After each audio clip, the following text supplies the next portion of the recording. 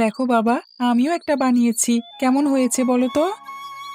খুব ভালো হয়েছে, খুব সুন্দর হয়েছে। আর একটু চেষ্টা করলে আরো ভালো হবে।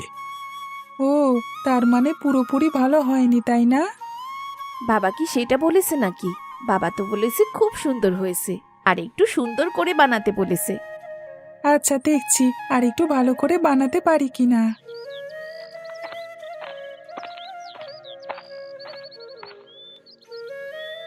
কি গো মা, কোথায় গেছিলে?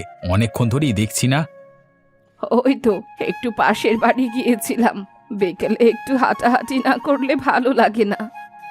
তোমার পান কি ঘরে আছে নাকি ফুরিয়ে গেছে? ফুরিয়ে গেলে আসবার সময় নিয়ে আসবো বাজার থেকে। না না, এখনো তো অনেকগুলো আছে। এবার তো তুই বেশি করেই এনেছিস, আর আমি তো একাই খাই, তোরা তো কেউ খাস না, তাই এখনো শেষ হয়নি। কে বলেছে তুমি একা একা খাও? আমিও তো মাঝে মাঝে সেটা খাই, বলো বাবাকে। হুম, মনে হচ্ছে খুব গৌরবের কথা বলছিস বাবাকে। তুই এত ছোট মানুষ হয়ে কেন পান খাস? আরে বৌমা, ও কি আর অত খায় নাকি? আমি খেলে আমার থেকে একটু চেয়ে চিনতে খায় আর কি। তা বাবা, তুই কি সন্ধ্যায় আসার সময় আবার বাজারে যাবি নাকি? হ্যাঁ মা, যে কটা পাখা বানিয়েছি সবগুলো দেখি বিক্রি করতে পারি কিনা। তারপর কিছু বাজার সদাইও নিয়ে আসবো। বাবা, আজকে আমাকেও সাথে নাও না। আমিও যাব তোমার সাথে। আমি গেলেই দেখবে তোমার সব পাকা বিক্রি হয়ে যাবে। তারপর একটা লাঠিমও কিনে দেবে, আমি খেলবো। আমার সব বন্ধুদের লাঠি মারছে, ওরা সবাই স্কুলে নিয়ে আসে আর আমাকে দেখিয়ে দেখিয়ে খেলে। স্কুলে কেউ কি খেলার জিনিস নিয়ে যায় নাকি? তোদের স্কুলের শিক্ষকরা যখন দেখবে তখন সবার কান মুলে দেবে, দেখবি। মোটেও না। বাবা, আমিও তোদের সাথে হাতে হাতে পাখাগুলো বানিয়ে শেষ করে দিই, তাহলে তুই তাড়াতাড়ি বাজারে যেতে পারবি। মা, আপনি তো আজকাল ভালো দেখছেন না, আপনার কষ্ট হয়ে যাবে। এটা কোনো কষ্ট না বৌমা, সবার সাথে হাতে হাতে কাজ করাই ভালো। আচ্ছা ঠিক আছে, বসুন তাহলে।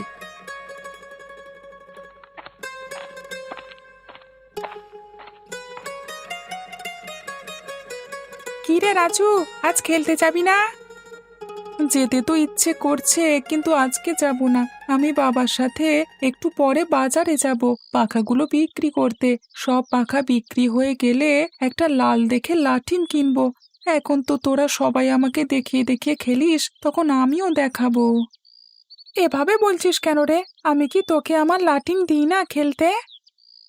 তুই একাই দিস, আর তো কেউ দেয় না। তাছাড়া তুই কি সব সময় দিস নাকি? তোর যখন মন চায় তখন একটু দিয়ে দিস, আবার একটু পরেই চাইতে শুরু করিস। তাই এখন থেকে তোদেরটা আর লাগবে না রে। আমি আজকে লাল টুকটুকে বড় দেখে একটা কিনে আনবো, দেখিস। আমাকেও একটু দিস রাজু। আমি এতদিন তোকে আমার লাঠিম দিয়েছি, এখন তুই আমাকে একটু দিবি না? দেবো, তবে একটু খেলবি, বেশি না, ঠিক আছে? হ্যাঁ, ঠিক আছে। আচ্ছা, তুই এত ঝগড়াটে কবে থেকে হলি রে রাজু? এটা তো একদম ঠিক কথা না। আমাকে ঝগড়া করতে কোথায় দেখলে মা? এতক্ষণ ধরে রনির সাথে যা করেছিস, তা ঝগড়ার থেকে কোনো অংশে কম নাকি রে? না তো কাকিমা, আমরা তো এভাবেই কথা বলছি। আচ্ছা রাজু, আমি এখন যাই, হ্যাঁ? নতুন লাঠিম কিনে আমাদের বাড়িতে যাস। আচ্ছা, ঠিক আছে।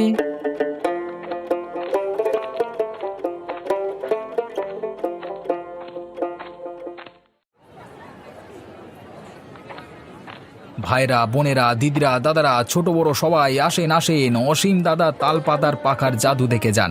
এই পাখার বাতাসে মন প্রাণ একদম শীতল হয়ে যাবে, গরম মেজাজ এক নিমেষেই ঠান্ডা করে দেবে আমার জাদুর তালপাতার এই পাখা।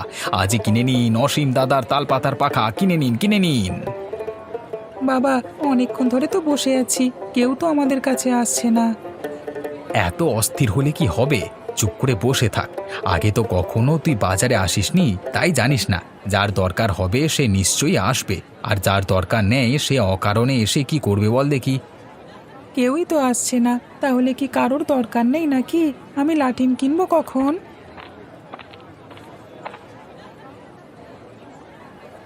তোমাদের পাখা কত করে? আরে দাদু, আমাদের পাখা হতে যাবে কেন? মানুষের কি পাখা হয় নাকি? আমাদের বাড়িতে অনেক তাল গাছ আছে, এগুলো তো তাল গাছেরই পাখা। তুমি কটা নেবে দাদু? দাম কত করে? একটা পাখার দাম 50 টাকা করে। কি বলছো কি, পাগল হয়ে গেছো নাকি? আর পাখার দাম আবার 50 টাকা করে হলো কবে থেকে? আবার 20 টাকা করে দেবো?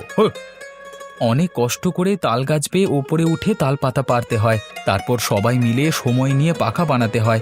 এইসবের কোনো দাম নেই বুঝি। 20 টাকায় দিতে পারলে পারো কিনা দেখো। না না, এই দামে দেওয়া সম্ভব নয়।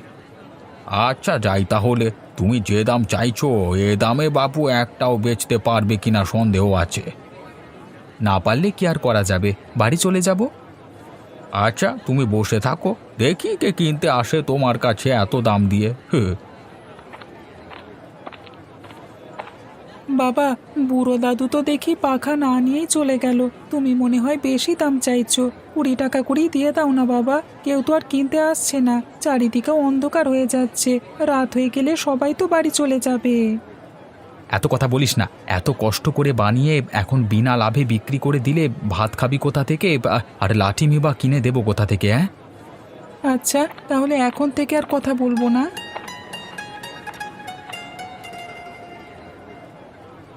এই তোমার পাখা কত করে বিক্রি করছো? বাবা, সবাই শুধু বলে তোমার পাখা, তারা বোঝে না কেন এগুলো তোমার পাখা না, তাল গাছের পাতার পাখা। বিক্রি তো করছি 50 টাকা করে। আমরা পাইকারি দামে সবগুলো কিনে অন্য বাজারে বিক্রি করব, তুমি দাম সেভাবেই বলো। আচ্ছা তাহলে 30 টাকা করে দিন। এই নাও টাকা, ভালো করে গুনে বুঝে নাও ঠিক আছে কিনা। হ্যাঁ ঠিক আছে, যদি কিছু মনে না করেন তাহলে কি আমি জানতে পারি আপনারা কোন বাজারে নিয়ে গিয়ে বিক্রি করবেন? কেন, তুমিও কি যাবে নাকি সেখানে? সেটা তো এখান থেকে অনেক দূরে, যাওয়া আসার গাড়ি ভাড়া দিয়ে তোমার লাভ থাকবে কি? আসলে খুচরো বিক্রি করতে হলে পরিশ্রমও বেশি হয়ে যায়, প্রতিদিন অল্প অল্প করে বাজারে নিয়ে আসতে হয়। পাইকারি বাজারে ঠিকানাটা দিলে 2 থেকে 3 বার গেলেই তো হয়ে যাবে মনে হচ্ছে। এই বাজার সতীনাথপুরের কাছাকাছি, প্রতিদিন অনেক লোক আসে সেখানে। আমরা বিভিন্ন বাজার ঘুরে ভালো ভালো জিনিস পাইকারি দামে কিনে নিয়ে ওখানকার খুচরো ব্যবসায়ীদের কাছে বিক্রি করি। আমাদের নিজেদের গাড়ি আছে, তাই লাভ ভালোই থাকে। আপনারা আমার খুব বড় উপকার করলেন, আপনাদেরকে অসংখ্য ধন্যবাদ আমার এত বড় উপকার করবার জন্য।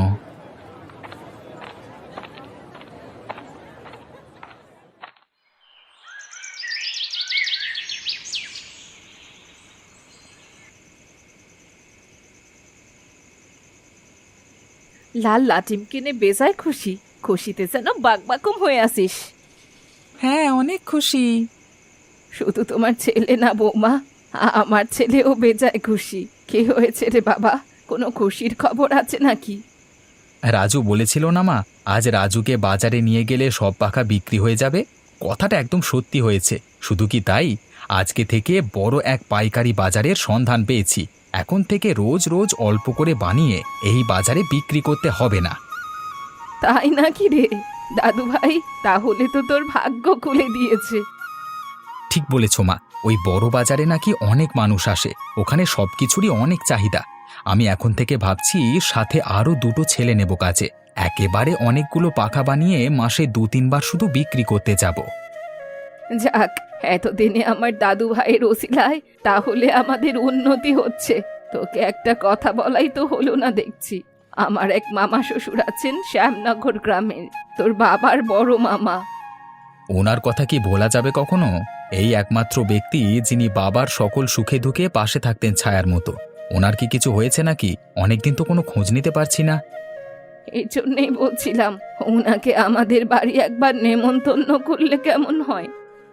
খুব ভালো একটা কথা বললে মা, আমি পরশু সকালে গিয়েই ওনাকে সাথে করে নিয়ে আসব।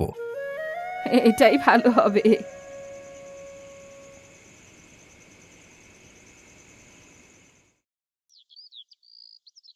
দেখেছিস, আমার লাল লাটিমটা খুব সুন্দর হয়েছে না?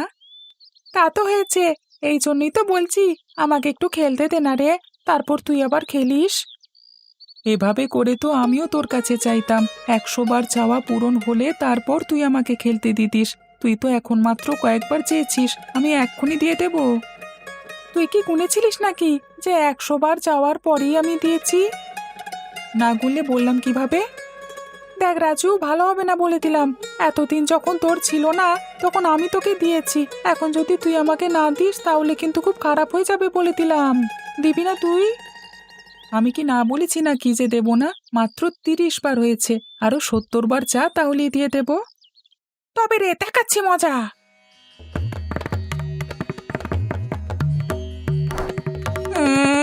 এ কে আছো? আমার লাটিম চুরি হয়ে গেছে, তোমরা সবাই এসে দেখো। আমার লাঠিম নিয়ে যাচ্ছে, চোরকে তোমরা সবাই ধরো ধরো, আচ্ছা করে দাও।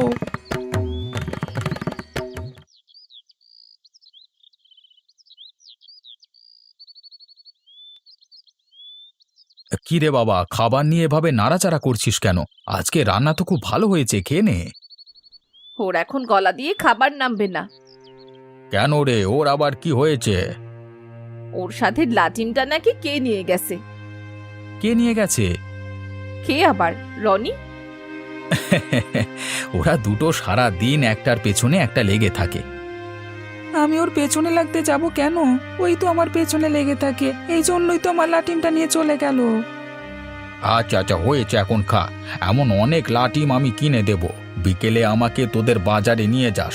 এখন খা।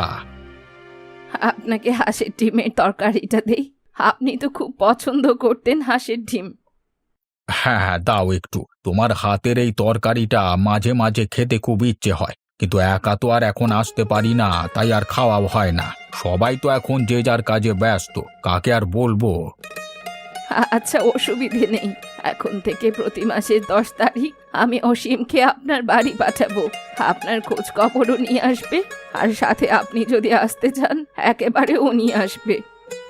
এটা তো খুব ভালো কথা বলেছো মা, এখন থেকে এটাই করব আমি।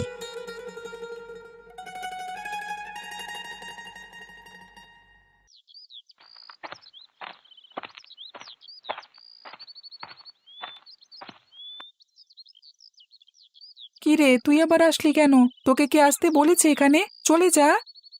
তুই কি এখনো আমার উপর রাগ করে আছিস? আমার কি দোষ বল? তুই ওই দিন আমাকে একটু খেলতে দিলি তো হয়ে যেত, তাই না বল? চোরের সাথে আমার কোনো কথা নেই, চলে যা তুই। দেখ, বাজে কথা বলিস না। বললে কি করবি রে তুই? কি করবি? শোন রাজু, আমি কিন্তু আজকে তোর সাথে ঝগড়া করতে আসিনি। কেন এসেছিস তাহলে? আমি তো লাটিমটা ফেরত দিতে এসেছি। ওটা আর আমি নেব না, দেখছিস না আর একটা লাল লাটিম কিনেছি আমি, ওটা ফেলে দে, লাগবে না আর। নে না রে, আমি তো লাটিমটা নিয়ে গেছি দেখে মা আমাকে অনেক মেরেছে, তাই তোকে ফেরত দিতে এলাম। ভালোই করেছে, মেরেছে, না মারলে ফেরত দিতে আসতিস না বুঝি? আমার মার খাওয়ার কথা শুনে তুই এভাবে হাসছিস কেন? আবার যদি হাসিস তাহলে তোর নতুন লাঠিটাও আমি নিয়ে যাব। এবার আর আমি বাড়ি যাব না, সোজা পানিতে ফেলে দেব, তাহলে মা আর জানবেও না, দেখবেও না, আর আমাকে মারবেও না। এত বড় সাহস তোর? নে দেখি, আমার কাছ থেকে নিতে পারিস কিনা দেখি। কে কোথায় আছো? আমার লাটিম ডাকাতি করে নিয়ে যাচ্ছে, তোমরা সবাই এসে দেখো। আমার লাটিমটা নিয়ে যাচ্ছে, ডাকাতকে তোমরা সবাই ধরো, আমার লাটিমটা উদ্ধার করে দাও এই বর্বর ডাকাতের হাত থেকে। ভালো করে রশি দিয়ে বেঁধেছিস তো, নাকি মাঝ রাস্তায় আবার খুলে পড়ে যাবে? দেখিস বাবু, অনেক দূরের রাস্তা, পথের মধ্যে খুলে গেলে আমি মহা বিপদে পড়ে যাব। আরে খুলবে না, আপনি এত ভাবছেন কেন? আমরা দুজন মিলে খুব পাকাপোক্তভাবে বেঁধে দিয়েছি, এটা আর খুলবে না।